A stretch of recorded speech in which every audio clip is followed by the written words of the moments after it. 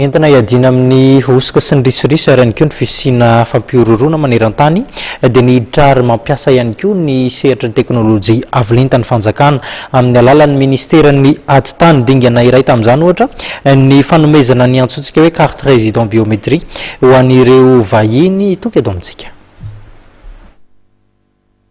Ny amandrosatrano ny toetrandro dia niroso amin'ny sehatra ny teknôlôjia avolenta ihany koa ny fanomezana ny carte résident an'ireo vahiny. Nosokafana tamin'ny fomba ofisialy androany ny fanomezana carte résident biométrie. Tanjona ny elana amin'ny osika sy ny kolikoly ary ihany koa hiadina amin'ny fampirorona maneran-tany. Zavatra natao androany zany dia fidirana amin'ny hoe sehatry ny teknôlôjia avolenta zany amin'ny fanomezana lalana ny teratany vahiny mipetraka eto amintsika zany. Ka izy io zany io natao hoe fanomezana carte de résident biométrique pour les étrangers zany. Ka izy io zany ny zavatra tena tanjona zany nametrahana an'izy ity zany voalohany ankoatrany maha hoe teknôlôjia avolenta azy misy zavatra telo zany tena tafiditra ao anatin'ny fiadina aloha izy amin'ny osika. Ny osika izay manjaka atao ao satria rehefa borabora moa zany ny fitaovana sy ny système ampiasaina dia manome vahana ny osika zany. Manome vahana ihany koa zany ny risoriso dia ady ihany koa amin'ny risoriso nametrahana an'ity carte de résident biométrique ity ary indrindra dia manome ady ihany koa amin'ny hoe fampiororona maneran-tany na terrorisme international.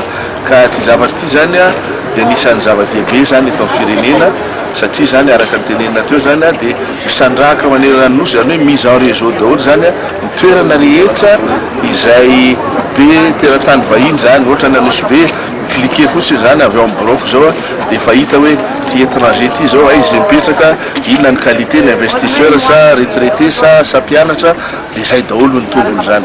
Tatsika amin'izany fa efa miazakazaka zany ny fidirantsika ao amin'ny sehatra avolenta kanefa ahafahantsika miady amin'ireo zavatra telo izay nitanisaiko teo zany. Araka ny fanambarana nataon'ny ministry ny ady tany hatrany dia tsy nisy volany ala tamin'ny fanjakana tamin'ny fidirana tamin'ity teknôlôjia avolenta ity fa vokatry ny fiaraha-miasa ny fanjakana malagasy sy ny fanjakana israelianina.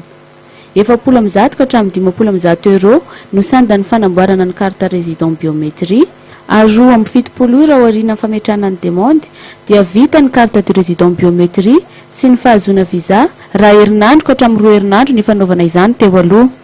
Tsy hijanona eto Antananarivo ihany ny fanamboarana ity carte de résident ity fa aparitaka any amin'ireo toerana be mpandraharaha vahiny eto Madagasikara.